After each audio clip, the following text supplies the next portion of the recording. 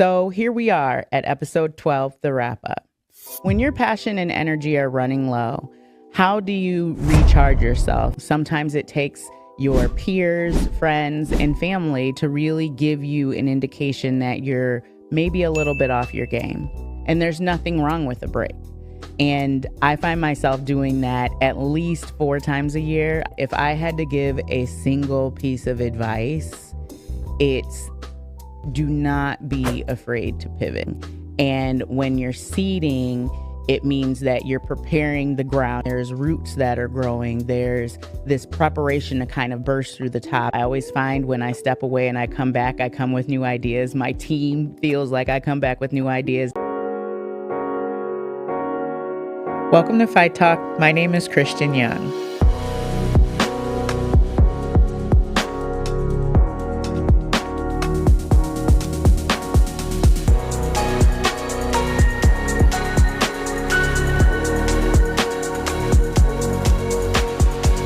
Welcome to Fyght Talk. My name is Christian Young. So here we are at episode 12, the wrap up. This has been a very interesting season with a lot of guests that shared a lot of their experiences. And with season 2, we tried something a little bit different by showcasing what individual types of businesses are going through, or the entrepreneurs from individual types of businesses are going through. One of the things that we do every season is we start off with 6 questions, and we ask every single entrepreneur that's on the show these questions, and it gives us an opportunity to really understand how different business owners are thinking through some of the same concepts. So as a part of this episode, I decided to answer some of those questions myself, and I'll start off with the first question. When your passion and energy are running low, how do you recharge yourself? When do you know that you need to step back and refocus? And for me personally, this is a question that I think about often for myself. Sometimes you don't know. Sometimes it takes your peers, friends, and family to really give you an indication that you're maybe a little bit off your game. And other times you may be aware of it when you're thinking about your business in ways in which are not the most positive, when you just want to get through it, when you just want to kind of finish your day, when you just want the weekend to come, and you don't have any kind of joy or excitement about the fact that you're running your business. Now, no one's saying that being an entrepreneur is the most exciting thing every single day and you hop out of bed like those get ready with me's on YouTube where everyone's just like, I wake up every day at 5 a.m. and I meditate about the wonder of my business and all these things. You don't have that every single day, and that's completely normal. But when you feel as though you're maybe not as excited about your business or doing some of the things that you used to take joy in every day, it can be a clear indication that maybe you just need a little bit of a break. And there's nothing wrong with a break. There's nothing wrong with taking a step back and saying, I just need to rest.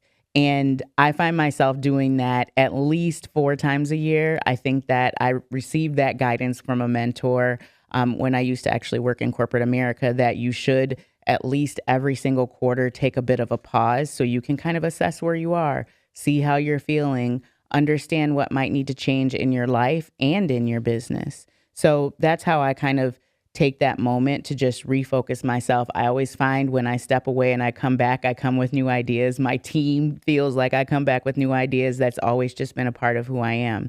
So that really just helps me refocus, recharge, and get ready to kind of get back in the game. So the second question was, what unexpected obstacles have you encountered as a single owner, sole proprietor, or single employee business, and how did you navigate them without a traditional team? I think that some of the obstacles that I ran into pretty quickly was just the fact that I didn't know. I didn't know a lot of things, and I was really trying to build something from the ground up. And when you're building from the ground up, there's always going to be something you didn't know. One of the obstacles that I ran into at the end of a year was the fact that I had no knowledge of some of the filings that were necessary when you actually run a payroll. Like, I remember sitting in my office and like looking over at my chief of staff and being like, what's a W-3? And we had to Google it and then realize that we had forgotten to do some level of a filing, and there was a little bit of panic. But what ended up happening is we were able to kind of get through that process and then determine that we needed to maybe hire a vendor to help us with that process. So we ended up kind of upgrading our payroll package because there were things that I was like, we can't miss. The tax authorities usually will work with you the first time it happens, but when it happens over and over and over again, there's not as much lenience. So I really had to think through, like, do I have all the right vendors? Do I have the right people to help advise me in my business in different ways, especially where I might not be as strong, so that I can avoid these obstacles? And then also, who am I going to share this with so maybe they can avoid some of the pitfalls that I had as well? So that's one thing that has definitely become part of my mantra. Make sure that your vendors are aligned with some of the things that are necessary to keep you on the right side of compliance. Question number 3 is, how do you show the worth of a service or intangible product to customers when they can't touch and feel it? So for me, like, I don't sell widgets or things that you can touch, taste, or feel. I sell a service, and part of my service is helping people make sure their businesses are successful. So I think that the way in which I'm able to communicate the value is by helping to relieve some of the worries that people have when they're running their business. Part of what we do is we sit down with founders and really try to help them think through and navigate some of those pitfalls or concerns that they have, so that they can maybe not, have sleepless nights or be significantly worried about things that they might not have a lot of clarity about. And also to just kind of help them see a path forward when sometimes it feels as though there is no path. One of the things that we talked about in season 1 is the concept of seeds, in fact, do grow. And every entrepreneur has a period of time in their life where they feel like they're kind of running on that metaphorical hamster wheel, where you're like running and running and running, but you're not really going anywhere. And working with founders in that process and kind of showing them that this is the period in your business in which you're seeding. And when you're seeding, it means that you're preparing the ground. It's just like being a farmer or a gardener or somebody who grows something, whatever that may be.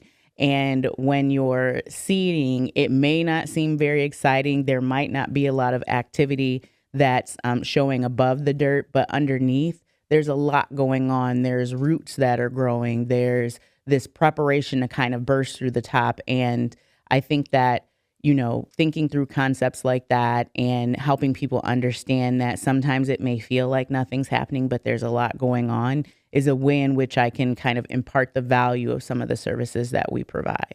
The 4th question is about the exhausting nature of entrepreneurship. And it's around, entrepreneurship and the fact that it can be tiring, and how do you, maintain your mental health, your wellness, your well-being in your efforts to be an entrepreneur. And I would say that that is probably the biggest thing that you need to do as an entrepreneur, because when you are a single owner, sole proprietor, or a leader in general, it's best to kind of keep yourself in the best condition you can, because you can't be of value to your business, your customers or clients, or your employees if you have them, if you're not well.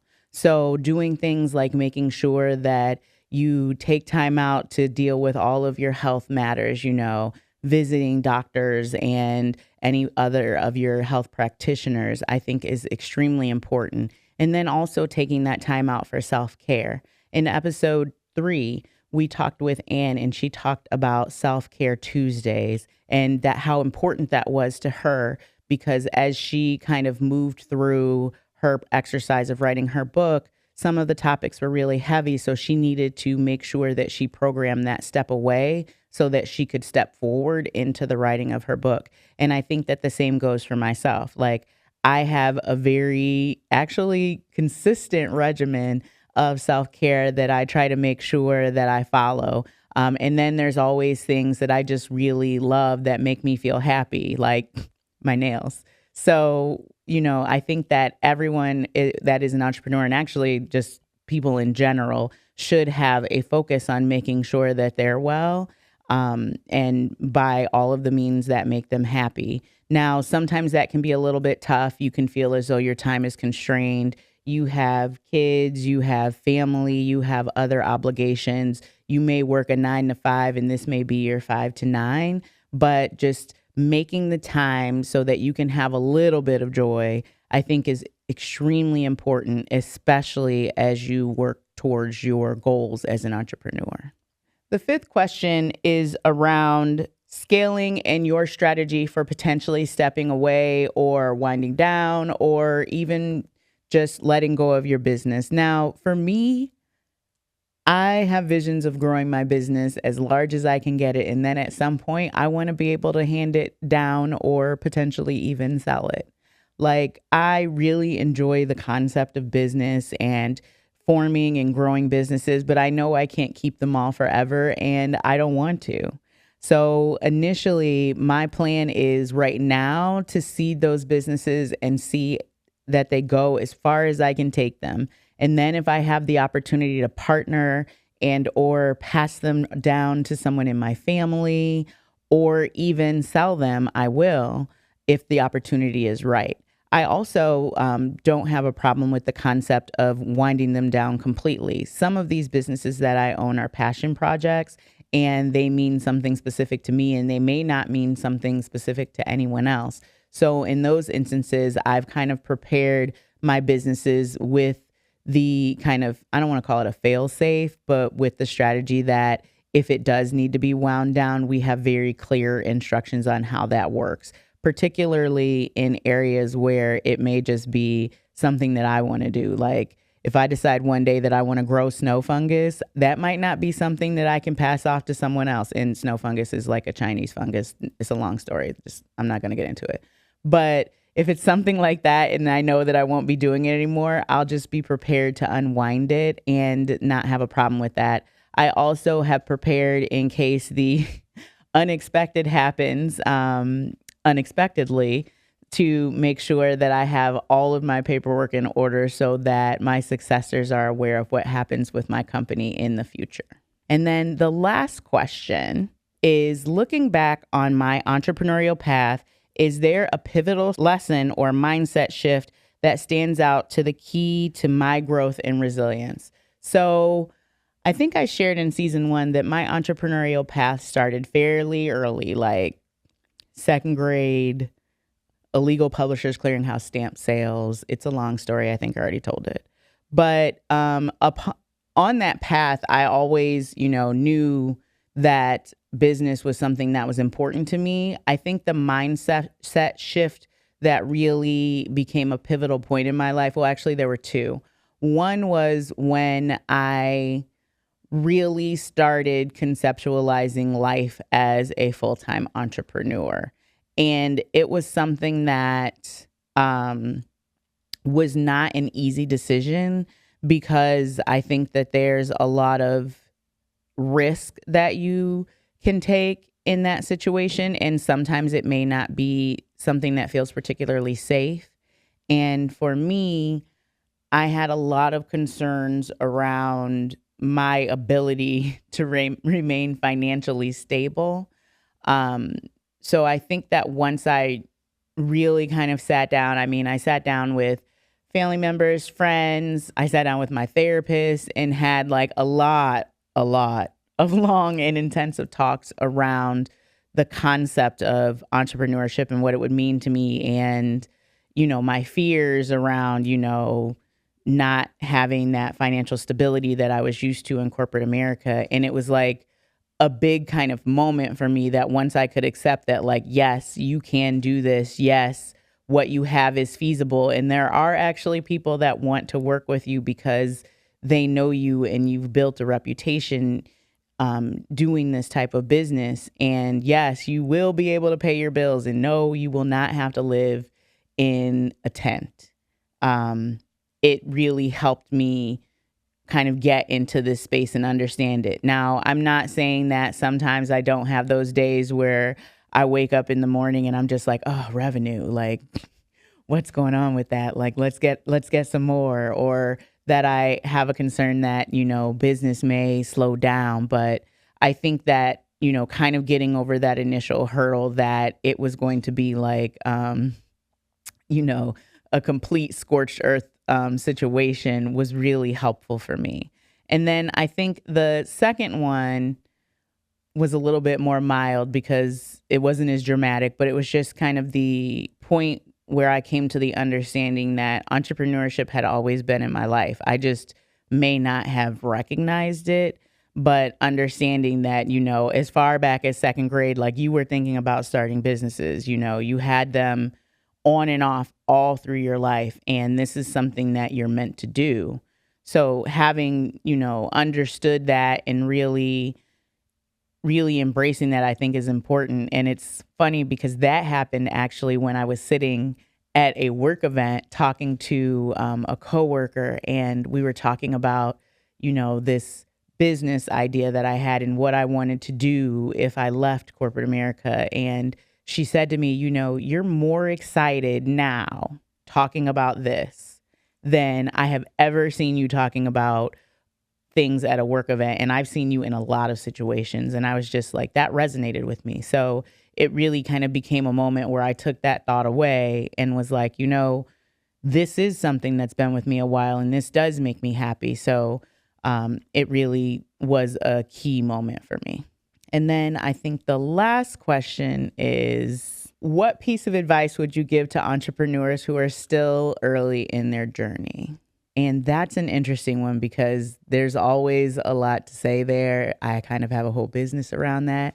But if I had to give a single piece of advice, it's do not be afraid to pivot. Recently, I have seen a lot of chatter actually on the internet around the concept of pivoting. And one of the things that we all can do is we can reject the pivot because we think that it's indicative of failure.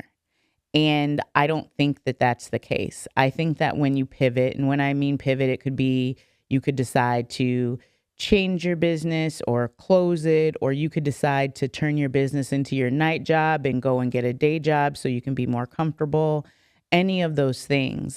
You could decide to sell something different, go with an entire new concept, all of those things. I think that the pivot is really just a fact of life. Like we all grow and change, and our businesses grow and change. And sometimes they change for the better and sometimes they change for the worse. But being able to embrace those pivots, I think it's kind of what makes you able to really be a adjusted entrepreneur, because you have to kind of learn how to ride the waves. And sometimes the water may not be waving the way that it needs to wave. So you need to make other arrangements. So I think that that whole concept of just, being flexible, you don't have to be an impenetrable wall, but being flexible and understanding, how things are moving and not taking that as a sign of failure or as something that you did wrong, because sometimes it's not something that you did wrong. Sometimes it is, but that's okay too. That's a part of being an entrepreneur. Like I could sit across from any entrepreneur in the world and none of them would say that they never made a mistake. I think there's entire television shows and documentaries based off of the mistakes that have been made in business. And I think that it's okay to make them. It's really how you respond to them and potentially correct the issue that is more important than the actual mistake. So those were a lot of questions. And I think that as, you look at all of the answers that the entrepreneurs gave, you'll find some commonality, even with my answers. You'll find some commonality, you'll find some differences.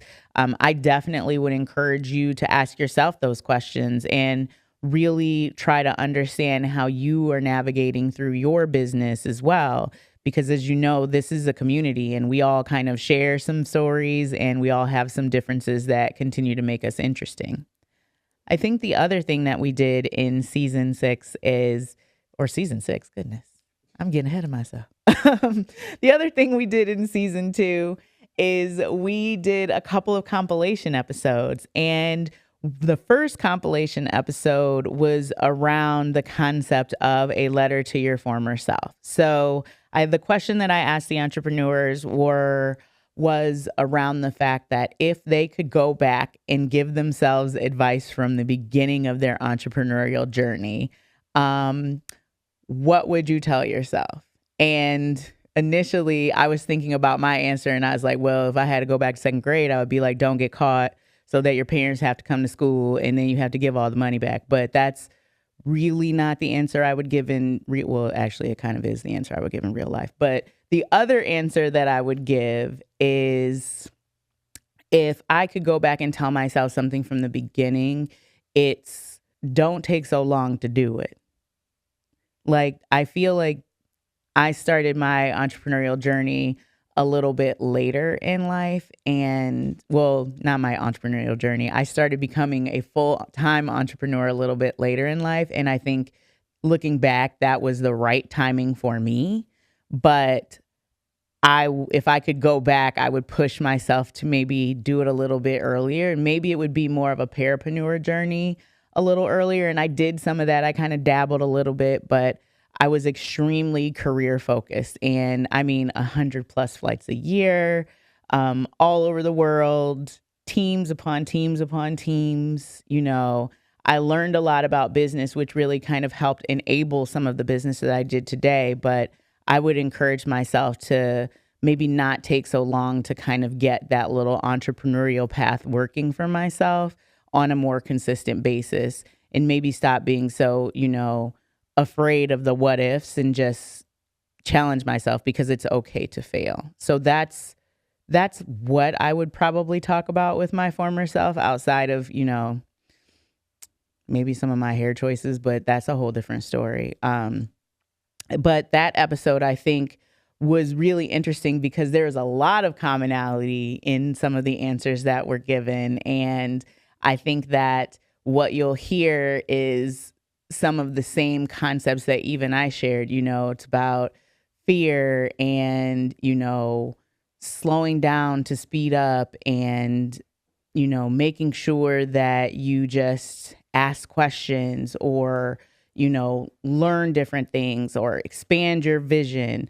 All of those concepts, I think, are discussed in that episode. And it really was impactful listening to each person go one after the other and really kind of nail down the things that they might, conceive if they could go back, 5, 10, 15, 20, 25 years and, talk to themselves when they were, just starting out. In addition to that compilation episode, we did a check-in. And the check-in, episode 11, I think was really interesting because you get to see how people have evolved over the past, I think it was like 6 or 7 months since we talked to them the first time in season 1.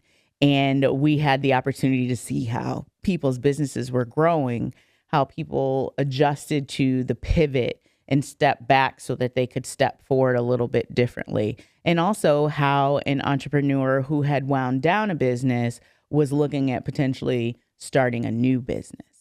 And I think that it was very helpful to go through that episode and really understand the different perspectives and see how the entrepreneurs kind of reacted to each other. And it turned into a really great dialogue. So great that we kind of ran over filming time, but I think that there were some really great gems to take away in that session.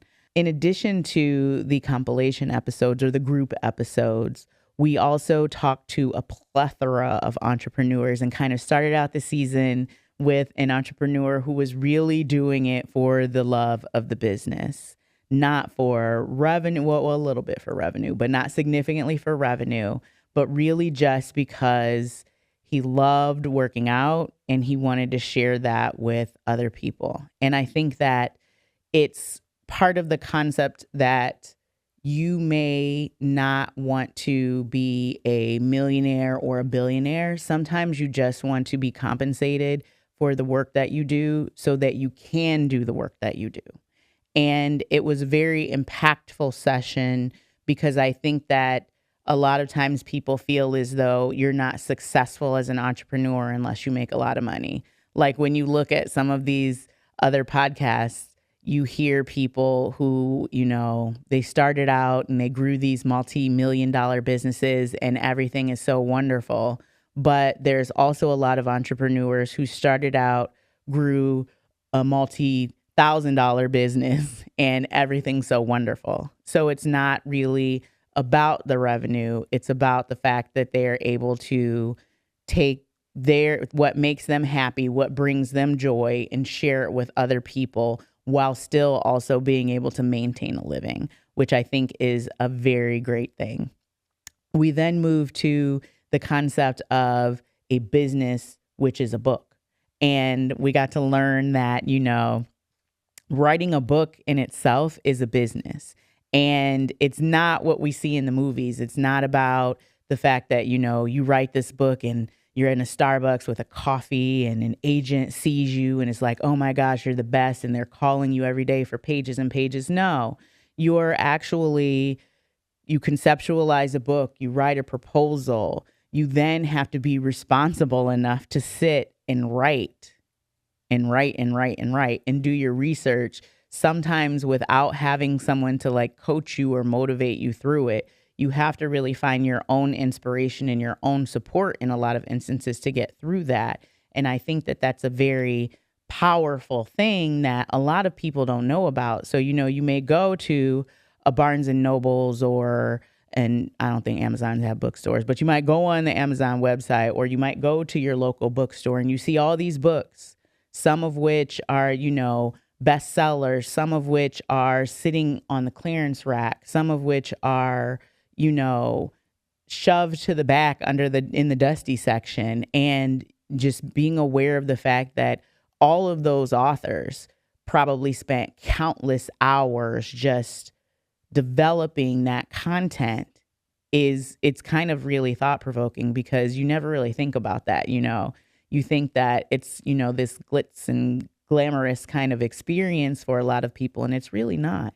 So, really talking with her through that process and understanding that, a lot of authors are, going to their local bookstores and making sure that their books are on the shelf and trying to do readings and get people to come so that they know that book is out there is like a whole marketing experience in itself. So, you're creating a product, you're marketing it before it's even created or after it's created if you've written it and haven't even gotten a publishing situation. Sometimes you're self-publishing, so you're putting out your own income in an effort to make income.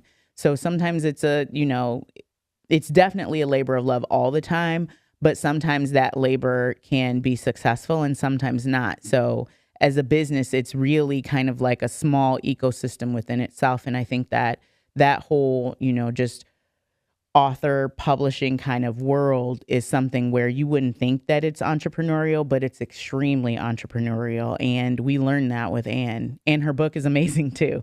I keep telling her that it needs to be a movie. It'll probably have something, like one of those old movies where there's a lot of like shoot 'em ups and other things that were happening. But I think that, in kind of learning about her process and her story, it's really helped me, especially when I'm talking to my clients who are interested in writing, and then also in just feeding my appreciation for authors and all the things that they go through in order to get their books in front of us. We then moved on and we had, some conversations with a series of entrepreneurs that I think had a lot of different perspectives. We had Steven, who runs his own consulting firm, and it's interesting because I started in consulting. And that's an area where you can really think that it just comes to you, especially when you work at larger firms. But there's a lot of balance that takes place there and a lot of need to really put yourself out there, especially when you're consulting at a smaller firm. And I've learned that through the course of my business, but in talking with Steven, who's also balancing a family and also trying to make sure that, all of his obligations are fulfilled there's an added pressure and a need to kind of really be able to kind of turn it on and turn it off whenever is necessary. And I think that when you look at some of those things, it's really important to know that that balance question starts to clock in big time. Like if you want to have a balanced life and a happy family, as he says, You really need to make sure that you're taking care of yourself and taking care of those who are around you so that everyone can kind of have that success. And in running your own firm in that way, you're really also putting not necessarily your firm first, but you're putting yourself first so you can be the best product for your firm, which I think is really impactful. We also talked with PK, who is a blooming influencer. I think he's now up to about 200,000 plus followers. And as a new father and also a full-time chiropractor, he's living a life with a constant need to balance and make sure that he's doing all the things that are necessary to take care of his personal life while also continuing to make content that's meaningful for him, that's not gimmicky or necessarily trying to sell something. It's really about trying to help people live their best lives. And as he continues down that path, I think it's continues to be important for him to make sure that he's authentic. And being authentic is definitely a challenge, especially when you're dealing with the world of influence and all of the different energies that are coming towards you. And he's also doing a pretty good job staying out of the comments when people are being a little bit negative, which I think is something that all of us can do a bit better. We also talked to Dedrick, who runs his own beauty company. And I think that it was a really interesting experience to kind of talk with him around the evolution of the beauty business and where he was in his journey. Part of that journey was when he shared, his thoughts around, how it used to be. We always love a good back in the day story. And I think that one of the things that was really kind of poignant to me was the fact that he shared that some of those concepts that people may consider old or, the old way of doing things, being in, shops where you had like a lot of people and a certain class of service and all those things really were the building blocks that helped him get to where he is today. The beauty of business in a lot of ways is a bit of an apprenticeship, and you learn from the wisdom of others. And he shared the fact that, being with others who had the same kind of craft, but had developed in different ways was really beneficial to his career and was something that he candidly misses, especially as he continues to work towards the growth and buildup of his business.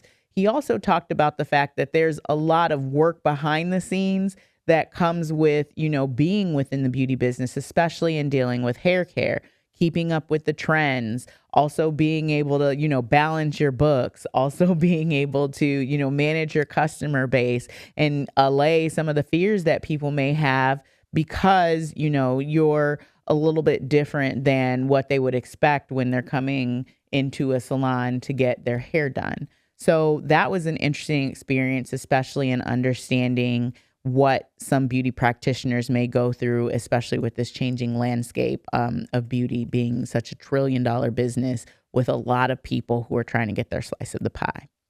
We also talked with Janine, who is starting her journey as a sole owner of her business. In decoupling her business from a partnership, I think that there were a lot of different challenges that she was starting to go through and a lot of perspective that she was beginning to have. And her focus on her faith and her community was really helping her get through that process. One of the things that I thought was particularly interesting around our conversation, both on the show and off of the show, was the fact that that concept of all eyes on me is really real.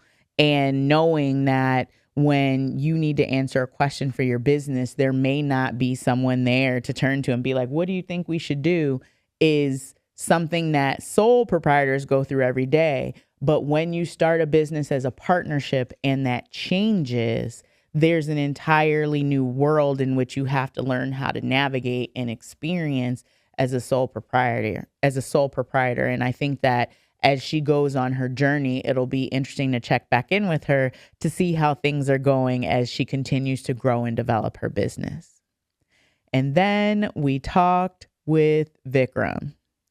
So that episode was probably one of my funnier episodes, and not just because he's a comedian, but because we worked together for years.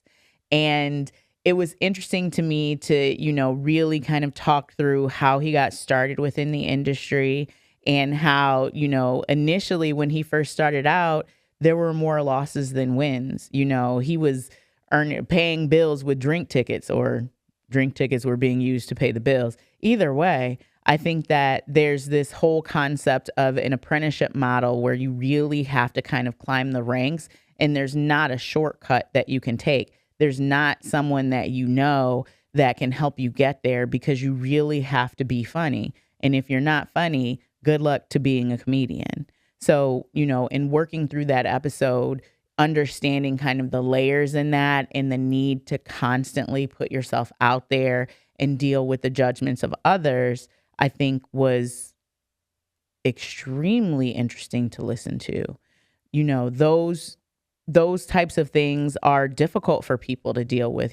Standing in front of a group of people and saying, judge me, judge my talent, tell me I'm good or tell me I'm bad, tell me what you don't like, tell me what you do like, day after day, and taking that feedback is a really interesting entrepreneurial activity.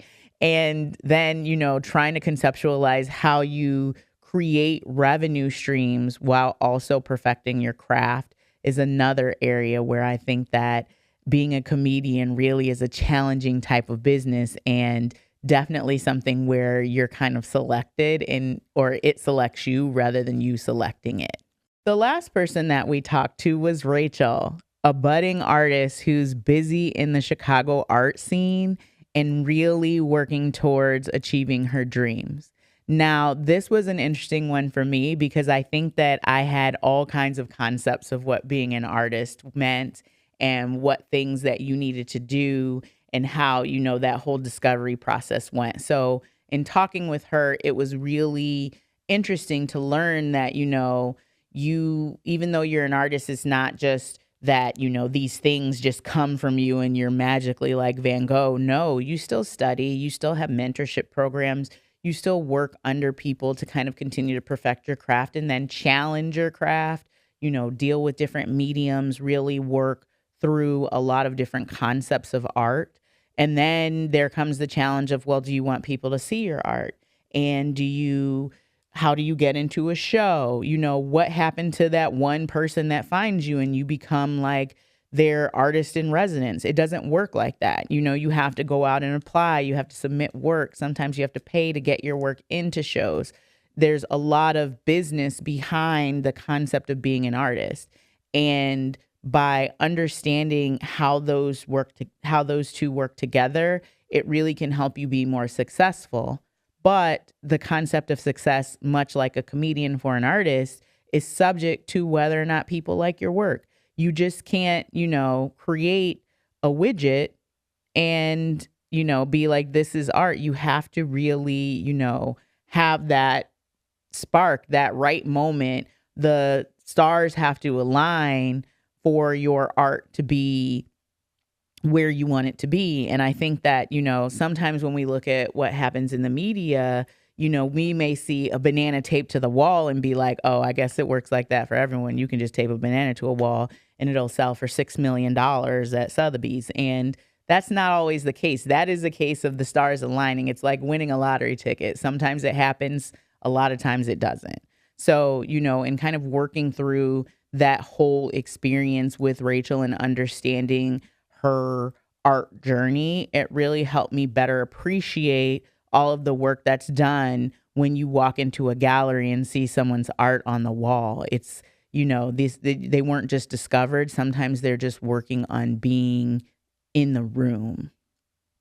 So overall, when kind of looking at all of the episodes of this season, I think that one of the things that really just became apparent to me is that although we say that entrepreneurship, takes on many different forms, this really kind of hammered home the fact that entrepreneurship takes on many different forms. I think that there's entrepreneurship, of course, that happens, you sell a widget, you make a widget, you sell a widget, it's done. But there's a lot of different kinds of entrepreneurship. There's books, there's comedians, there's beauty, there's art, there's fitness, there's, thousands of different types of entrepreneurship. And I think that through exploring them, we all gain a better appreciation for what a lot of people do day to day in order to be happy, survive, find balance, and also just, meet their purpose.